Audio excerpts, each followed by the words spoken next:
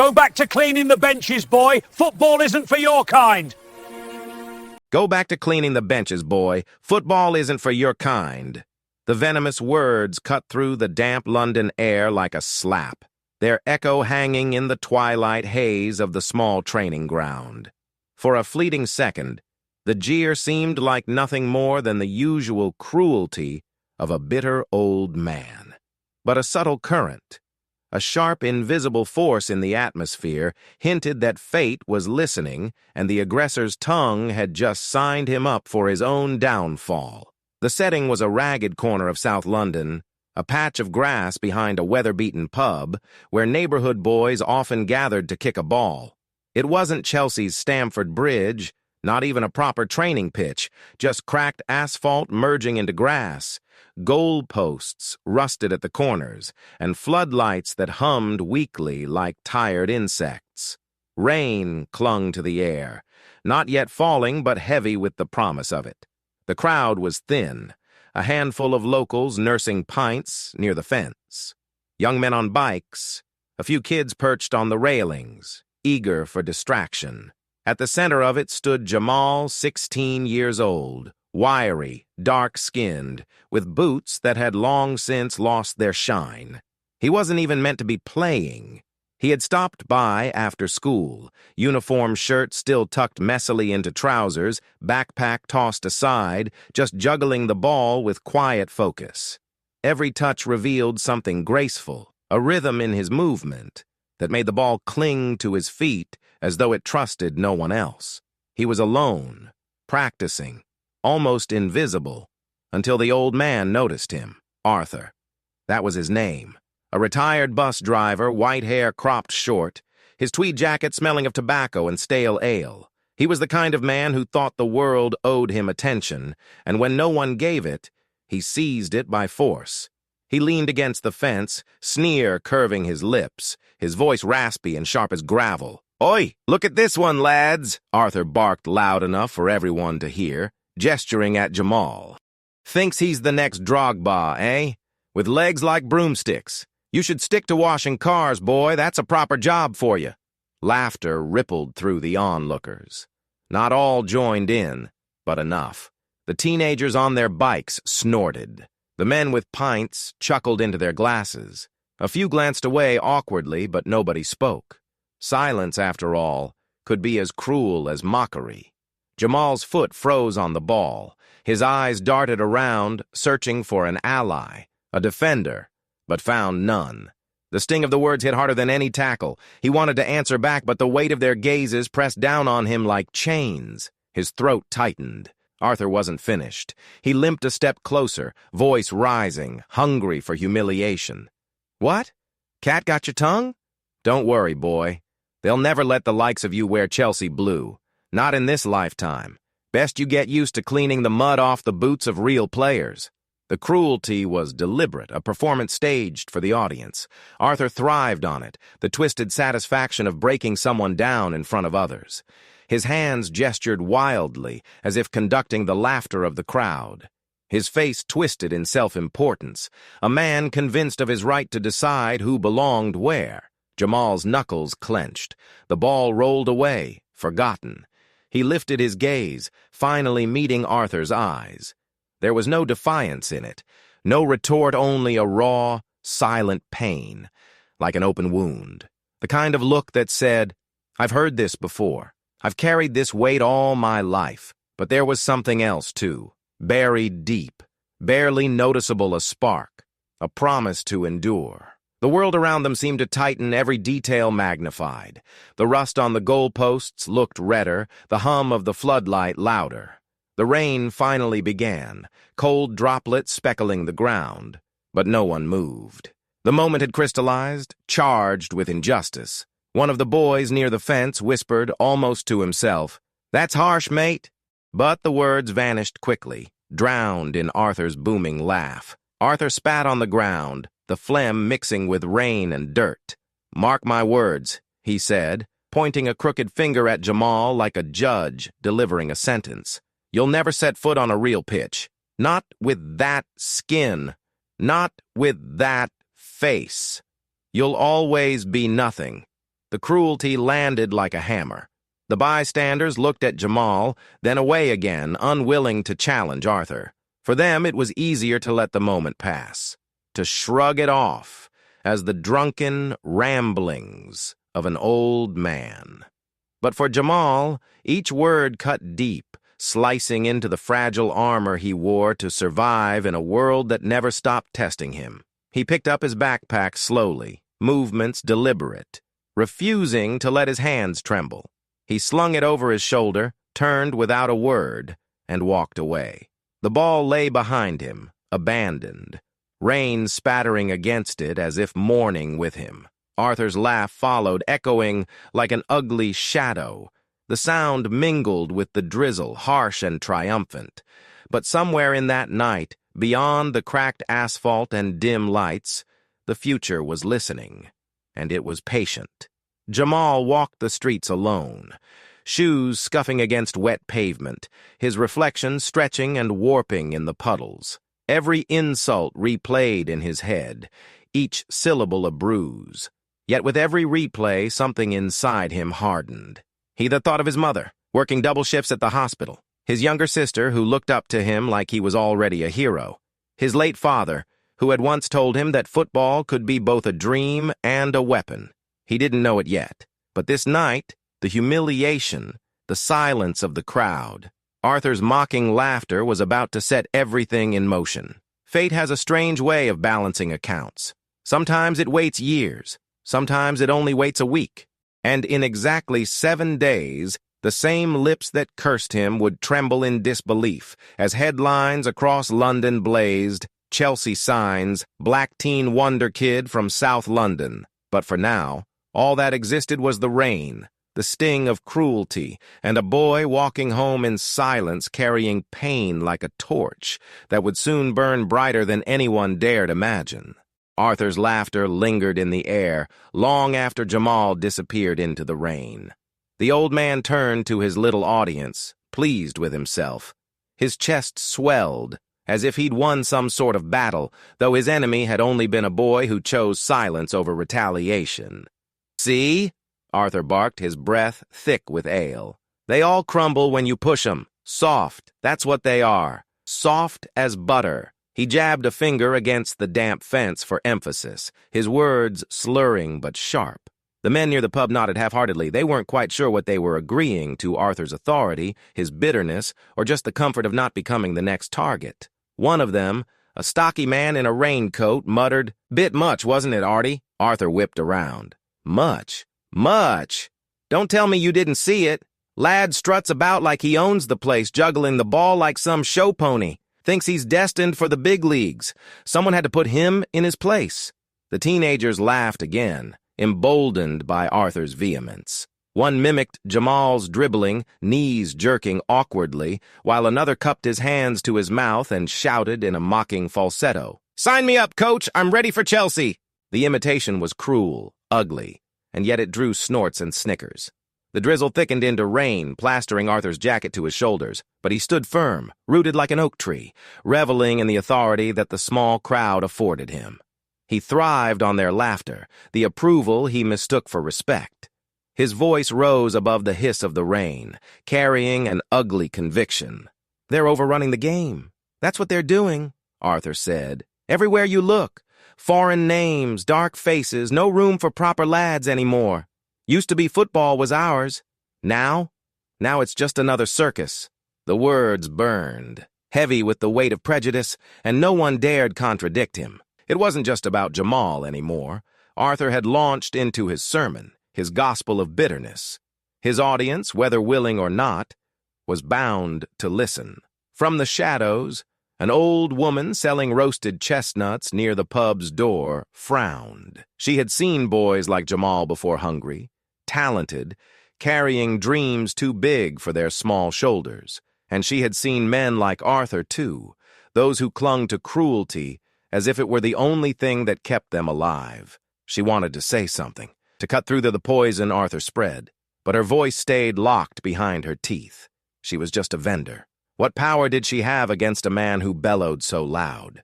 Meanwhile, across the street, a group of younger kids had stopped under the bus shelter to watch the scene unfold. Their eyes darted from Arthur to the men laughing, then to the empty space where Jamal had stood minutes earlier. They absorbed it all, the cruelty, the silence of the witnesses, the approval of laughter, and slowly it etched itself into them, teaching them how the world worked. Arthur spat again, his saliva mingling with rain. He turned to the men nearest him. Mark my words. One day they'll regret letting the likes of him touch a ball. It'll ruin the game, ruin everything. The rain picked up, a steady drumming on the corrugated roof of the pub's extension.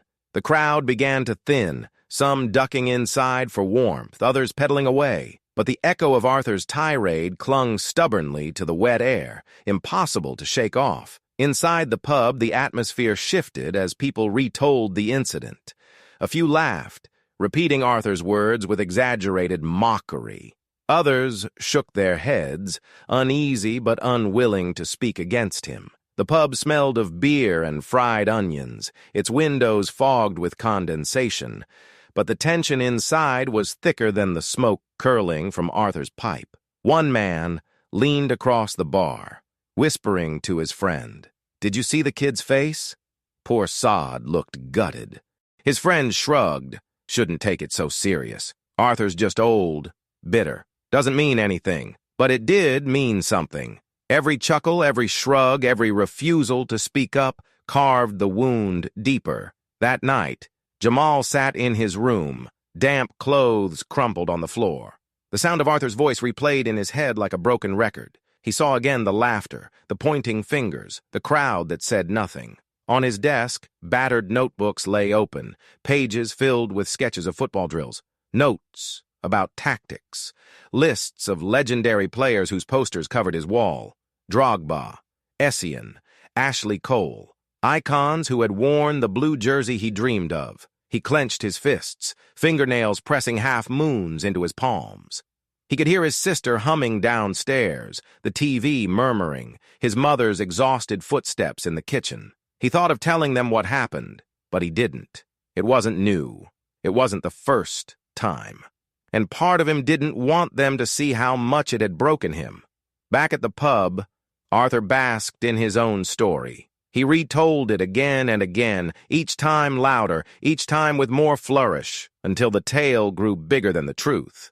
Kid strutted around, acting like a superstar, he declared, pint raised high. Had to knock him down a peg. You should have seen his face when I told him, like watching a balloon pop. His audience laughed, and Arthur drank in their amusement. The bitterness inside him tasted sweet when mixed with their approval. But not everyone was laughing. In the corner, a young man in a hoodie scrolled on his phone. He had filmed part of the incident earlier, Arthur's voice captured clearly, the venom undeniable. Now he uploaded it to social media with a caption. Old man racially abuses kid at local pitch. This is the England we live in. Within minutes, the clip began to spread. Comments poured in. Outrage, disgust, condemnation. Some defended Arthur, echoing his words, but most were horrified.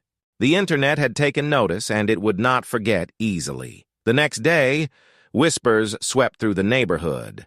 Shopkeepers mentioned it. Students showed the video on their phones between classes. Strangers debated in bus queues. The humiliation wasn't confined to that soggy patch of South London anymore. It had become public, viral, undeniable. Arthur remained oblivious at first, grumbling about the weather as he trudged down the street, but soon even he couldn't ignore it. People stared. Some muttered under their breath. Others crossed the street rather than meet his eye. His words, once a source of local bravado, now branded him.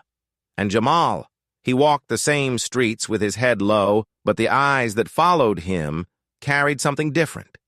Now, pity, sympathy, and, in some, a flicker of respect.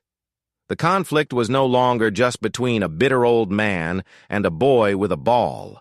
It had become a story that belonged to the whole community, a story that was spreading faster than anyone could control. And though Arthur didn't yet realize it, the ground beneath his feet had already begun to shift. Jamal woke before dawn, as he always did. His alarm was nothing more than the sound of his mother's shoes against the kitchen floor downstairs, the shuffle of someone already carrying the weight of the day before sunrise. He lay on his narrow bed, staring at the cracked ceiling, the voices from the night before still echoing in his head. Arthur's words had clawed their way into his sleep, twisting his dreams into something jagged. Even now, as pale light crept through the curtains, Jamal could hear that sneer, "Go back to cleaning benches, boy." He clenched his fists, then forced them open. He could not let the bitterness settle in. Not today, not ever. He sat up, feet brushing against the threadbare carpet, and glanced around his room. The walls were plastered with posters, Drogba in midair, striking a ball like a thunderbolt. Essien charging forward with unstoppable force. Raheem Sterling sprinting, face set with determination. Between the posters were scraps of paper, his own sketches of drills, formations, motivational quotes scribbled in pen. One read, "Fall 7 times, get up 8. Another, "Play with heart, even when they laugh." His gaze lingered on one particular photo, his father grinning beside him, hand resting proudly on Jamal's shoulder.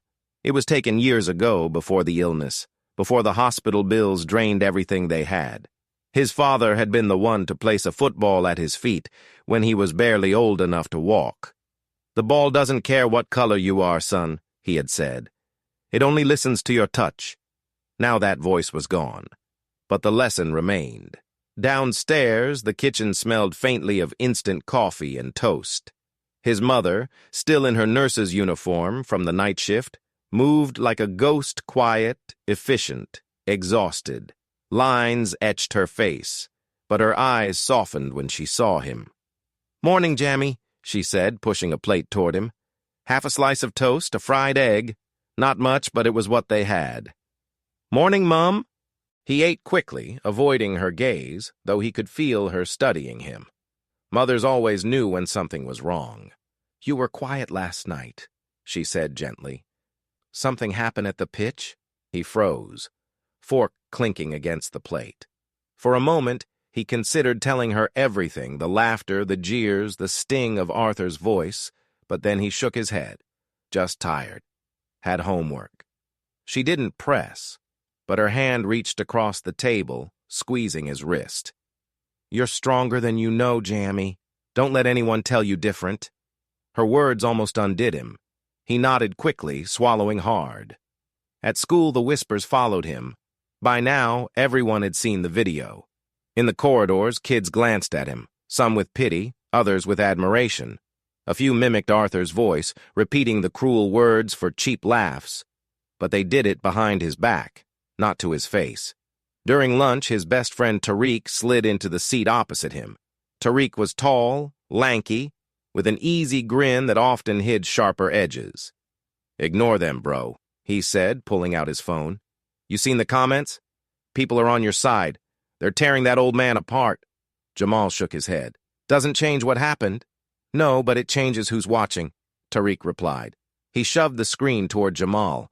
Thousands of views, hundreds of comments, people calling Arthur every name under the sun, demanding consequences.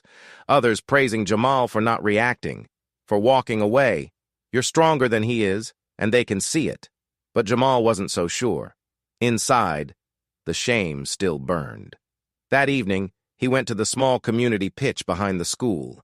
Rain still slicked the ground, but Jamal didn't care.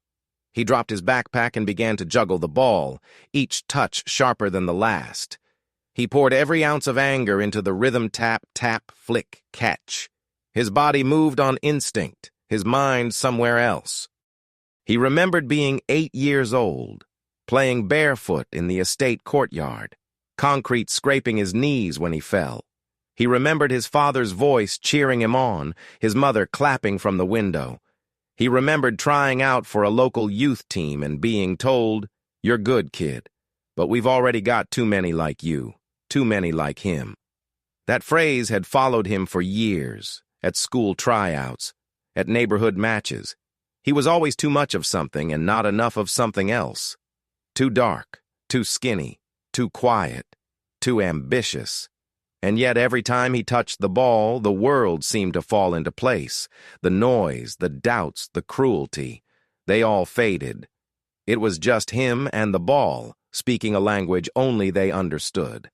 After practice, he sat on the empty bench, sweat cooling on his skin. Tariq joined him, tossing a bottle of water. "You ever think of giving up?" Tariq asked suddenly.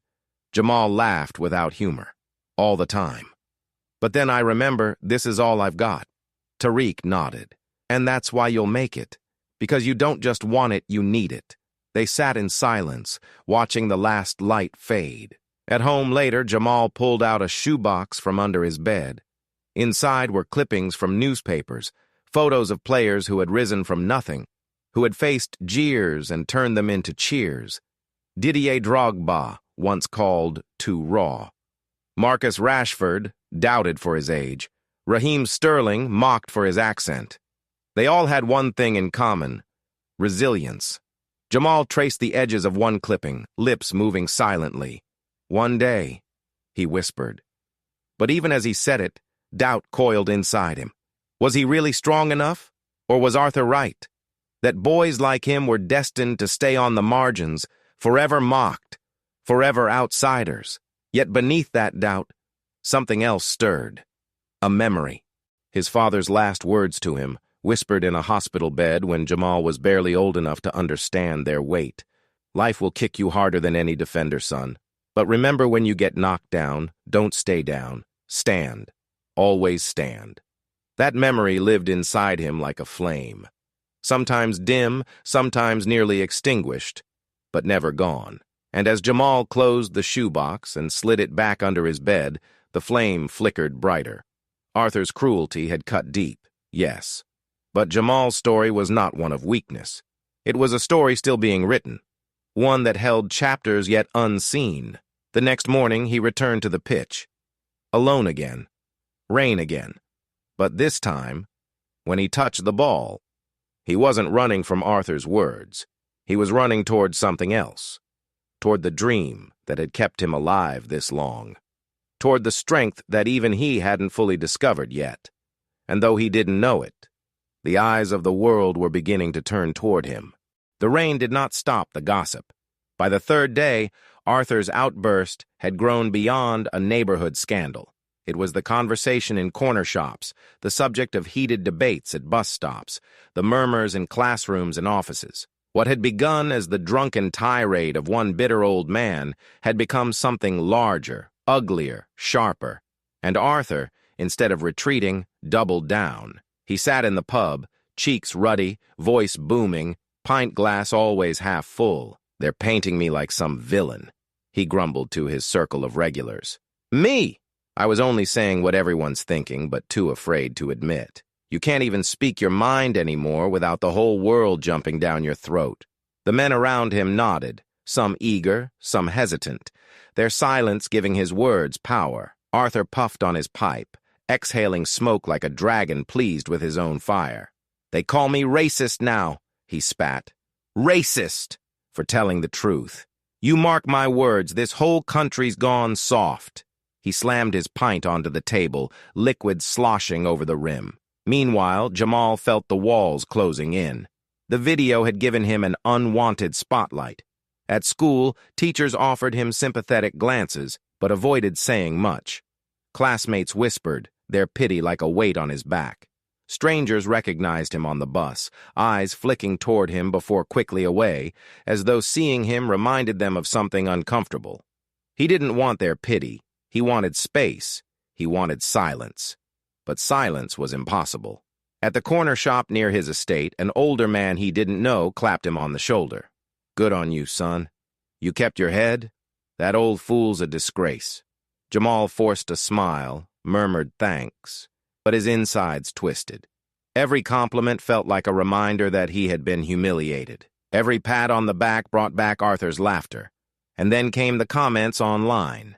At first, the outrage burned bright, but soon the arguments began. Some users twisted Arthur's words into banners, rallying around him as though he were a martyr. He only said what others think, one post read. Free speech, innit? Others dug up stereotypes, spewing venom with anonymity as their shield. Jamal read too much of it. Each word stung, each sentence another blow. His resolve trembled beneath the weight of voices telling him he didn't belong. Arthur, intoxicated with his own defiance, returned to the pitch the following evening. The same cracked asphalt, the same rusty goalposts, but this time the crowd was bigger. People came not just to play, but to see. To watch the man whose voice had become infamous. He relished it. Standing near the fence, Arthur spread his arms as though addressing an audience. "They want me canceled," he sneered, emphasizing the word like it was poison. "But I'm still here, still breathing, still saying what's true, and if that boy's got a problem, let him come and face me." Laughter erupted from a knot of teenagers on bikes, their faces alight with mischief. One shouted, "Yeah, where's your Chelsea contract now, bruv?" Another mimed polishing shoes, sending the group into cruel hysterics. Jamal wasn't there, but word reached him quickly. Tariq burst into his flat, breathless. "He's at the pitch again, Jam, running his mouth, making jokes, saying you're scared to show your face." Jamal's stomach dropped. He had been at home, lacing his boots, preparing to train alone. The thought of walking into that scene, of standing before Arthur and his jeering audience, froze him in place.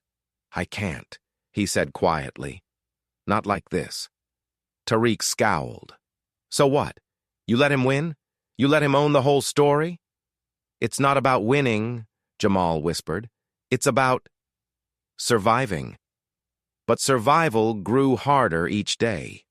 By Friday, the local paper had picked up the story, plastering Arthur's face beside the headline, "Racist Outburst at Local Pitch Sparks Outrage."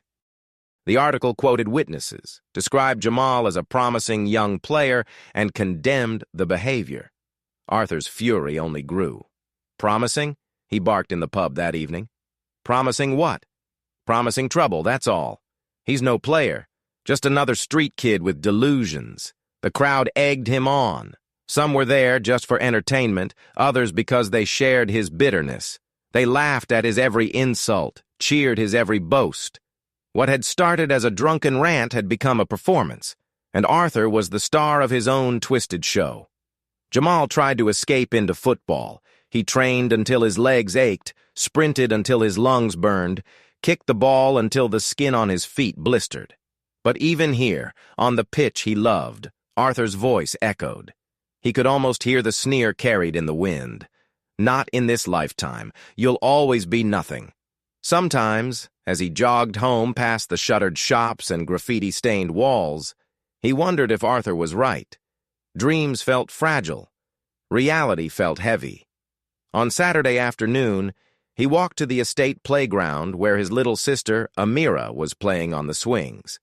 She looked up and waved, her smile lighting up the dreary day. Jamal sat beside her, pushing gently on the chains. "You sad again?" she asked softly. Jamal forced a laugh. "What makes you say that?" "You look like Daddy when he was sick," she said. "Like you're fighting something inside." His chest tightened. He reached out, brushing a curl from her forehead. "I'm fine, Amira. Just tired." But as she swung higher, giggling, Jamal realized why he couldn't quit. He wasn't just playing for himself. He was playing for her, for his mother, for his father's memory, and Arthur's cruelty. That was just another defender to get past. That night, however, Arthur crossed another line. Fueled by drink and attention, he filmed himself speaking directly into his phone, posting the video online. His face filled the screen, pale and contorted. That boy? He'll never be Chelsea material. Never. You hear me, Jamal? You'll spend your life chasing scraps while real players take the pitch. And if the world can't handle me saying it, tough. I'm not going anywhere. The video spread almost as fast as the first. Some applauded his defiance, but the backlash was fiercer. His name trended on social media, His pub faced calls for boycotts. Neighbors turned their backs. Yet Arthur refused to relent, feeding on the chaos like it was sustenance. And for Jamal, the pressure mounted. He was no longer just a boy with a ball. He had become a symbol, whether he wanted to or not. A symbol of humiliation, a symbol of resistance, a symbol of the fight that had been thrust upon him. By the end of the week, Jamal stood once more on the cracked pitch, ball at his feet, rain slick on his skin. He looked around empty now, for once, and whispered to himself, "I can't hide forever." But he didn't yet know that destiny was already moving, faster than he could imagine, carrying him toward a stage where the world would watch, and Arthur would finally face a reckoning. The following Sunday evening, the cracked pitch behind the pub was no longer just a playground. It had become an arena. Word had spread across South London that Arthur was returning, louder and bolder than ever, determined to prove a point. The viral clips, the articles, the pub arguments, it had all built to this. By dusk, a crowd had gathered, teenagers perched on bikes, adults leaned against the fence with pints in hand.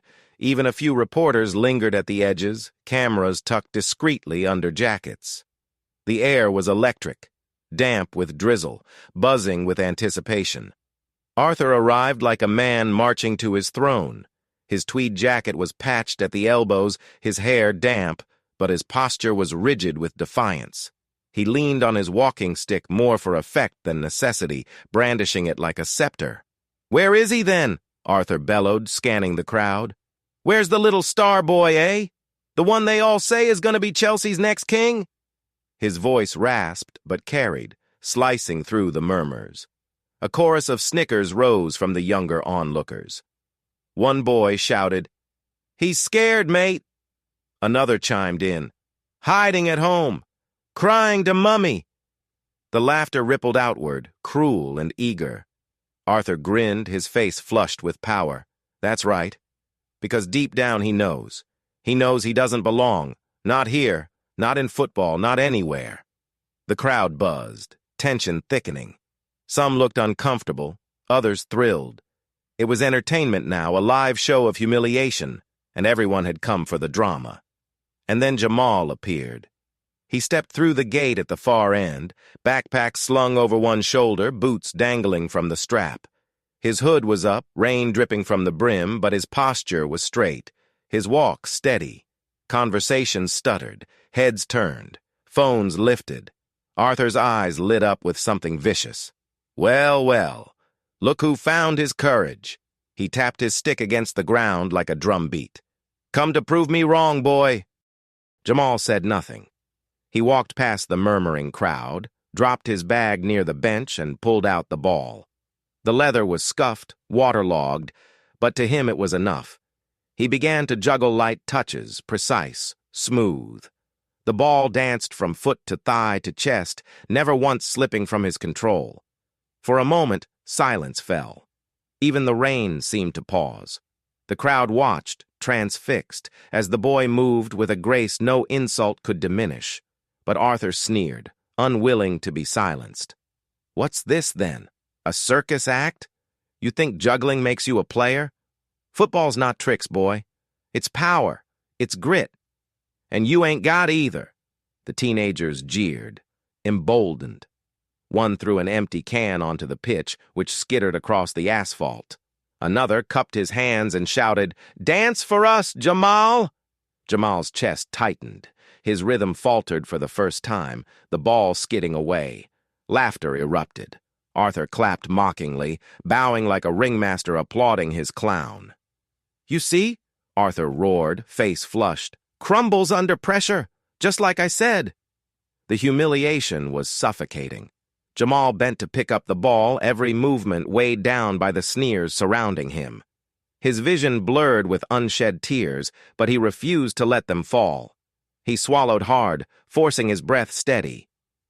"Go home, boy," Arthur barked, his voice cracking the air. "Go home before you embarrass yourself further. Leave the real game to the real men." The words hit like a blow, but Jamal stood frozen, ball in hand. The crowd surged with noise cheers, taunts, laughter. Even those who pitied him said nothing. Their silence was betrayal enough. One reporter raised a camera, snapping a photo that captured it all. The old man sneering, the boy crumbling, the crowd feeding the fire. A perfect picture of cruelty. Arthur sensed the victory and pressed harder. He stepped forward, jabbing his stick toward Jamal. "You'll never wear Chelsea blue. Never! You'll spend your life chasing scraps while lads better than you rise to glory. And you know why?" His voice dropped low, menacing, intimate. "Because of your skin. Because of who you are. That's the truth nobody dares say." The words hung heavy, venomous. Gasps rippled through the crowd. Some shifted uneasily, but others cheered louder, hungry for the drama. Phones recorded, red lights glowing like watchful eyes. Jamal's throat burned. His chest heaved. For a split second, he wanted to lash out, throw the ball at Arthur, scream, break something. But his father's voice echoed in his mind. "When life knocks you down, don't stay down. Stand." So he stood, silent, trembling but unbroken. Arthur misread the silence as surrender. He raised his arms, triumphant. "See? Nothing to say. That's what I thought. He knows I'm right." The crowd roared, a mixture of laughter and applause, feeding Arthur's delusion. Jamal felt crushed, cornered, stripped of dignity.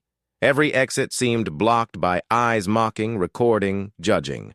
The walls closed in, and for the first time, he wondered if maybe Arthur was right. Maybe he would never escape this. Maybe he was destined to be nothing more than the butt of their jokes. The rain poured harder, streaking down his face like tears he refused to shed. He clutched the ball tighter, grounding himself in its weight.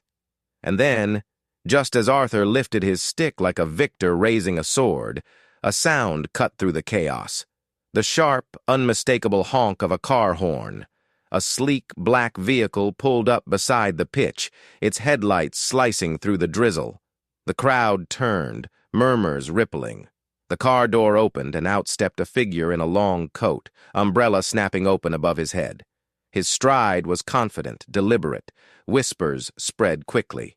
"Is that? No way. That's—" But Jamal couldn't hear them. He stood frozen, soaked, ball clutched to his chest, staring as the figure approached.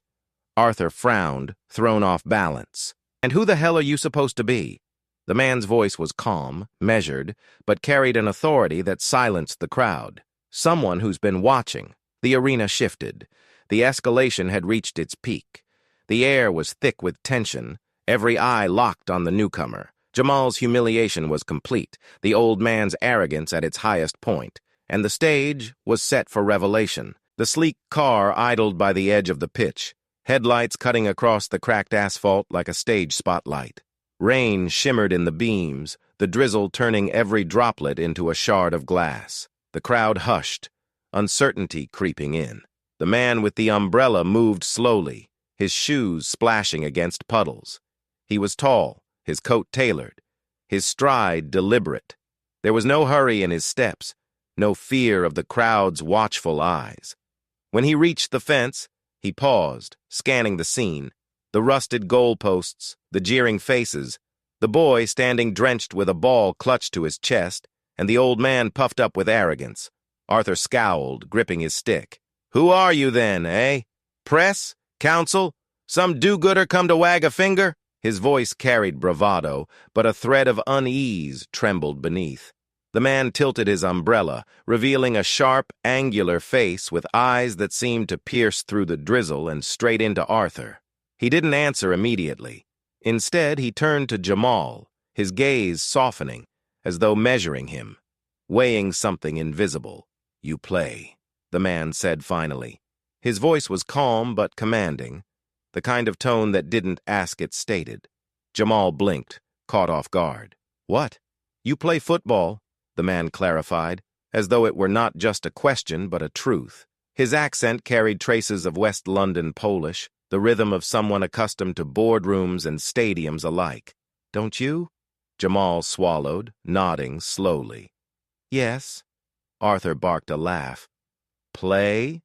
He fiddles with the ball like a street clown. He's no player. Don't waste your time. The man ignored Arthur entirely. His gaze stayed on Jamal, unwavering. Show me. The words fell heavy, electric. The crowd stirred. A ripple of whispers spread, half curiosity, half confusion. Phones lifted higher, recording every second. Jamal hesitated. His heart hammered in his chest. Part of him wanted to shrink, to disappear into the shadows, to avoid another round of humiliation. But the man's eyes carried something different, an authority that felt like both a challenge and a promise. He dropped the ball onto the wet asphalt. For a moment, it sat still, raindrops collecting on its surface. Then Jamal nudged it forward with his toe, caught it with the outside of his foot, flicked it into the air. The rhythm returned. Tap, flick, spin, catch. The ball danced from his feet to his knees to his chest, each touch smooth, controlled, effortless. The drizzle slicked his skin, soaked his hoodie, but he didn't falter. He closed his eyes briefly, shutting out the crowd, shutting out Arthur, focusing only on the language he and the ball spoke together. The crowd quieted. Even the jeering boys on their bikes leaned forward, eyes wide despite themselves.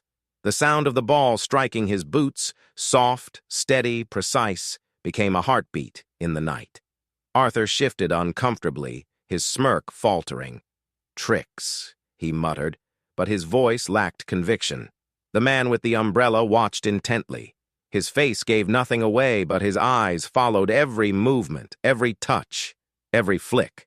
Finally, Jamal ended with the ball balanced on the back of his neck, arms stretched wide, rain dripping from his fingertips. He held it there, steady, unshaken, until silence swallowed the pitch whole. Then he let the ball roll down his back, caught it with his heel, and sent it spinning into the air before catching it cleanly under his foot. He stood tall, breathing hard, rain plastering his hair to his forehead. The crowd erupted, not in mockery this time, but in awe. Cheers, gasps, murmurs of amazement. Even those who had laughed earlier now clapped, unable to deny the skill they'd just witnessed. Arthur's face darkened. He slammed his stick against the ground. Parlor tricks, nothing more. His voice cracked, but it was drowned out by the rising noise of admiration. The man with the umbrella raised a hand, and the crowd hushed again. He stepped closer to Jamal, his shoes splashing in the puddles. "What's your name?" "Jamal," the boy said, his voice barely above a whisper. The man nodded. "And you want to play, properly." It wasn't a question. It was a statement, one that seemed to sink into Jamal's chest like a promise. "Yes," Jamal breathed. Arthur scoffed. "He's dreaming. Let him keep his fantasies. Chelsea wouldn't let him shine their boots." The man turned his gaze on Arthur at last, and for the first time that night, Arthur faltered. There was steel in those eyes, a weight that pressed down harder than any crowd's laughter. "You talk too much," the man said evenly, "and you understand too little." Arthur's mouth opened, but no words came. For once, the stick in his hand looked less like a scepter and more like a crutch. The man returned his attention to Jamal. "Come see me tomorrow," he said, slipping a small card from his coat pocket. He held it out, rain beading on the paper. Jamal hesitated before taking it, his fingers trembling. No one else could see what was written, but Jamal's eyes widened as he read the name, the crest, the unmistakable blue lion printed on the card. His breath caught in his throat. The man leaned closer, his voice low, meant only for Jamal. "Talent shines brightest in darkness. Don't let this moment break you. It will make you." Then he stepped back, folded his umbrella, and returned to the sleek black car. The door closed with a muted thud, and the vehicle pulled away, disappearing into the rain-slick streets. The crowd buzzed with speculation. Who was he? What did the card say? Why had he chosen Jamal? Phones tried to zoom in, but the drizzle and distance kept the secret intact. The mystery lingered, thick and tantalizing. Arthur stood rooted, face pale, jaw tight. For the first time, the certainty in his eyes faltered. The old man's kingdom built on mockery, bitterness, and cruelty was beginning to crack. Jamal slipped the card into his pocket, heart pounding. He didn't know what tomorrow would bring, but for the first time in days, maybe years, he felt the flicker of hope burning brighter than doubt. The rain continued to fall, washing the asphalt clean. The jeers had quieted. The old man's power had dimmed. Something unseen had shifted, setting the stage for a revelation neither Arthur nor Jamal could yet imagine. The intrigue had begun. The card in Jamal's pocket felt like fire. He hadn't even shown it to Tariq yet. All through the night, lying awake in his small room, he pulled it out again and again, letting his eyes trace the bold crest, the deep blue, the embossed lion that seemed to roar from the paper itself. Chelsea Football Club. Below it, a name. A name he recognized from articles he'd devoured late at night, scrolling through football news on his cracked phone. Michael Harwood, head of youth recruitment. It didn't feel real. When morning came, he dressed carefully, not in school uniform, not in the worn hoodie he always wore to the pitch, but in his best clothes, a clean white shirt, jeans without holes, sneakers scrubbed until they almost looked new. He stared at himself in the mirror, whispering under his breath, "Don't mess this up. Don't mess this up." The Chelsea training ground was nothing like the broken pitch behind the pub. The gates alone looked grand enough to guard a palace, and beyond them stretched immaculate grass fields, glistening even in the gray drizzle. The air smelled of cut grass and ambition. Michael Harwood was waiting at reception. In daylight, without the shadow of his umbrella, he looked even sharper clean-shaven, suit pressed, eyes cool but not unkind. "You came," Harwood said simply, shaking Jamal's hand with a firm grip. "Yes, sir. Good. Follow me." They walked past framed photographs of legends Drogba lifting trophies, Lampard pumping his fist, Hazard weaving past defenders. Jamal's steps slowed as his eyes caught each one. These were the men he had idolized, the men he dreamed of emulating. And now, impossibly, he was here. Inside one of the training halls, Harwood stopped. A ball sat waiting on the polished floor. A coach leaned against the wall, clipboard in hand.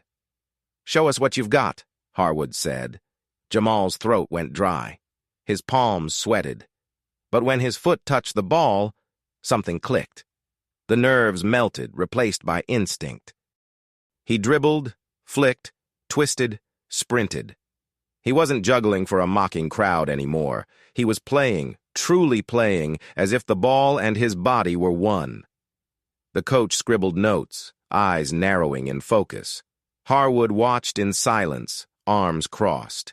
Minutes felt like hours. Jamal pushed harder, his lungs burning, sweat mixing with rain that had seeped into his clothes. At last, the coach blew a whistle. "Enough," Harwood said. His face gave nothing away. Jamal stood trembling, chest heaving, waiting for a verdict that could shatter or save him. Finally, Harwood spoke. "Raw. Very raw. But you've got touch, vision, hunger, the kind you can't fake." He glanced at the coach, who nodded slowly. "We'll give you a trial week," Harwood said. "Train with the youth squad. Show us consistency. Show us you can grow. Do that, and we'll talk contracts." Jamal nearly collapsed with relief. His knees threatened to buckle. He nodded furiously, words failing him. "Don't thank me yet," Harwood said, his voice firm. "You've got work ahead, real work. And the spotlight's already on you thanks to that video. Everyone will be watching. You can't afford mistakes." Jamal swallowed hard. "I won't let you down." Harwood studied him for a long moment, then placed a hand on his shoulder. "Don't let yourself down." Back in South London, Arthur was unraveling. The video of Harwood's arrival at the pub pitch had spread online, though most hadn't caught his name or title. The mystery of it all only fueled speculation. Rumors swirled, that Jamal had been scouted, that Chelsea had taken notice, that something big was happening. Arthur raged in the pub, slamming his pint against the counter. "It's nonsense! Lies! You think Chelsea would waste their time on him? Never! Mark my words, this'll all blow over. He'll crawl back here, tail between his legs, and I'll be waiting." But the crowd was no longer laughing with him. Some stared into their drinks, embarrassed. Others smirked, enjoying the old man's desperation. The tide of power had shifted, and Arthur could feel it slipping through his fingers. Jamal's first day with the Chelsea youth squad was brutal. The other players were bigger, faster, stronger. They looked at him with curiosity, some with suspicion, a few with outright disdain. "Street baller," one muttered. "Bet he can't last 10 minutes in a real game." But Jamal didn't answer. He let the ball speak, and while he stumbled, while he gasped for breath trying to match their pace, flashes of brilliance shone through. A slick pass, a sharp turn, a burst of speed that left defenders chasing shadows. The coaches noticed. Each night, Jamal returned home aching, bruised, but alive with purpose. His mother watched him stumble through the door, sweat-soaked and exhausted, and she smiled through tears she tried to hide. Amira clapped her hands, begging him to show her tricks, and Jamal obliged, even if his legs screamed in protest. For the first time, their flat felt lighter. Hope had seeped into the walls. Meanwhile, Arthur's bitterness grew toxic. Online, he was mocked, ridiculed, condemned. Neighbors crossed the street to avoid him.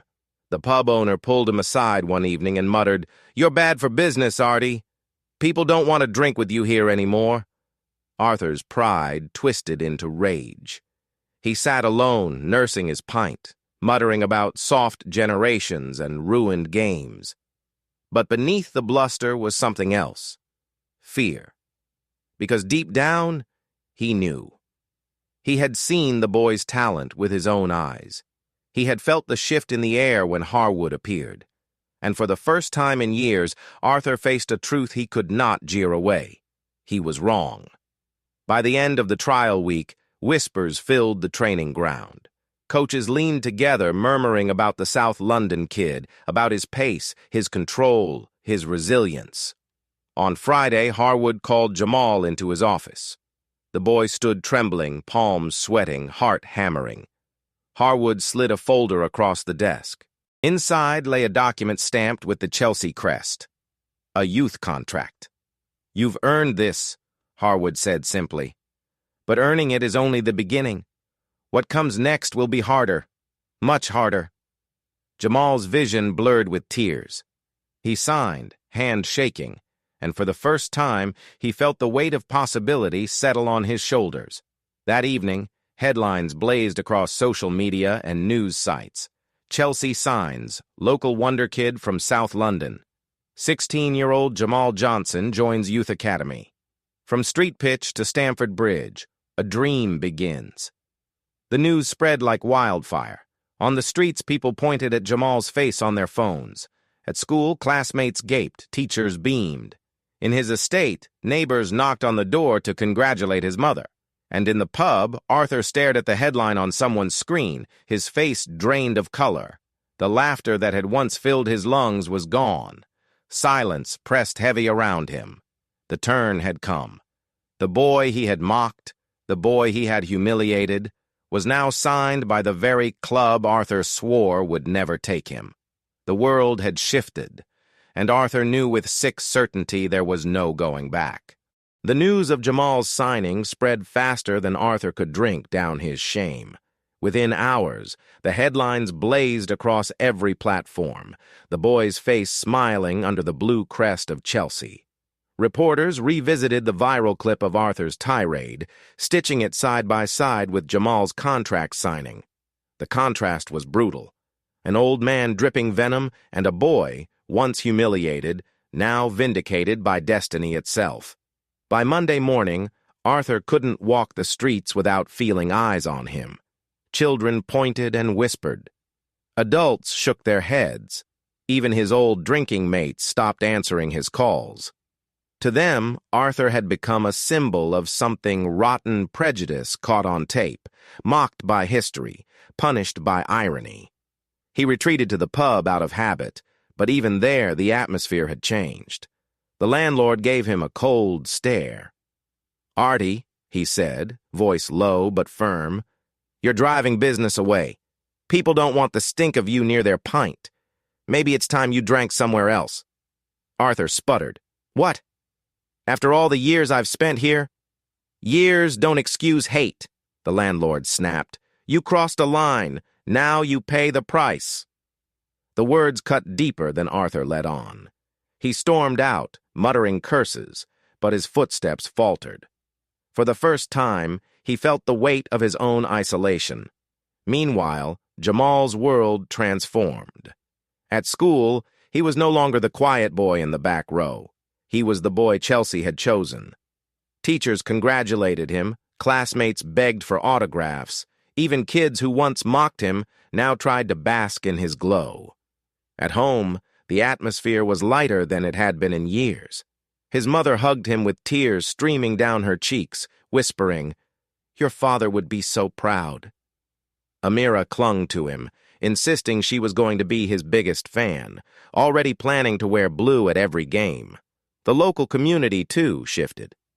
The same neighbors who had watched in silence during Arthur's cruelty now rallied around Jamal. They shared his story online, held him up as proof that resilience could triumph over hate. Some even came to the pitch to watch him train, clapping and cheering instead of sneering. For Jamal, it felt like stepping out of a storm into sunlight. But beneath the joy, he carried scars, memories of humiliation, of jeers, of Arthur's words slicing into him. And though he now stood taller, he hadn't forgotten.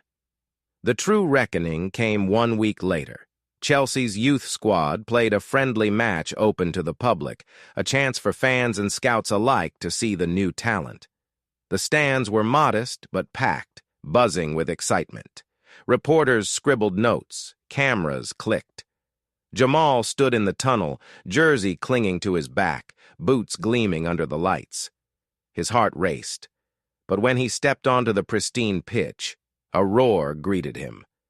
For the first time, the applause was for him. On the sidelines, Tariq waved wildly. Amira perched on his shoulders, her little voice shouting, "Go, Jammy!" His mother stood beside them, eyes glistening with pride, and further back, lurking at the edge of the crowd, Arthur stood. His jacket was soaked, his face pale, his stick trembling in his hand. He hadn't planned to come, but curiosity, or maybe guilt, had dragged him here. He watched with narrowed eyes as Jamal took his place on the field. The whistle blew.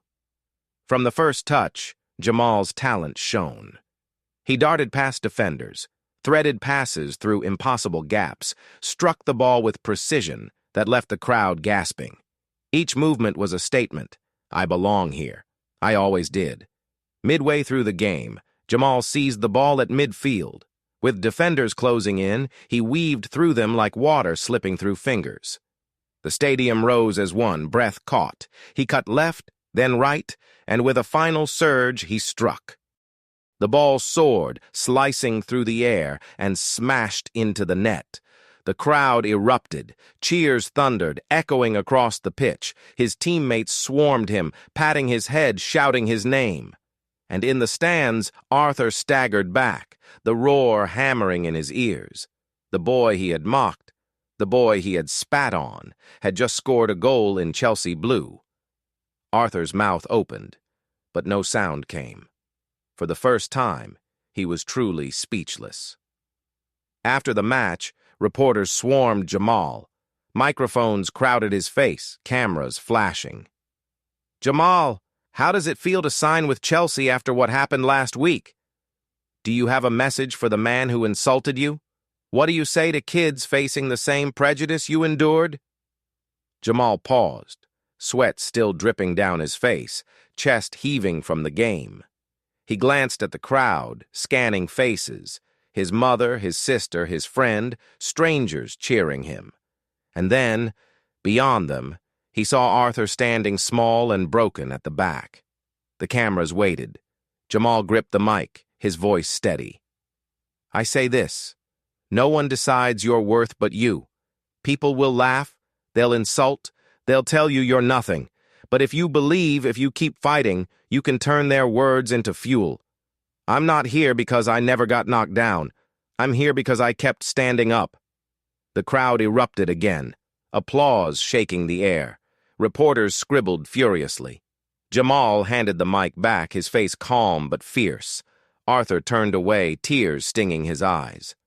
For the first time, he felt the full weight of his cruelty. The jeers, the laughter, the venom, none of it mattered now. The boy he tried to break had risen higher than Arthur could ever dream. That night, Jamal returned home to his estate, contract signed, future blazing. He walked past the corner shop where Arthur once held court, past the pub where laughter had crushed him. Now those same streets felt different. They belonged to him, too. As he reached his flat, he glanced back at the darkened pub. Through the window he saw Arthur sitting alone, pint untouched, eyes distant. No crowd, no audience, no laughter. Just an old man facing the silence of his own downfall. Jamal turned away, shoulders squared. He didn't need revenge. The world had already delivered it. A week later, the headlines shifted again. Chelsea's new hope. Jamal Johnson scores on youth debut. Boy mocked on South London pitch, now rising star. Old hate silenced by new talent. For the world, it was a story of justice, of triumph. For Jamal, it was only the beginning. His journey was far from over. The battles ahead would be harder, the challenges fiercer. But he had proven something to himself, to his family, and to the crowd that once laughed. He belonged. And as the rain finally cleared over South London, Jamal stood at his window, looking out at the city lights. His father's voice echoed once more in his memory. When life knocks you down, don't stay down. Stand. He smiled softly, the Chelsea crest folded carefully on his desk beside him. Arthur's voice was gone now. The laughter was gone. All that remained was the sound of a ball at his feet and the roar of a future that was finally his.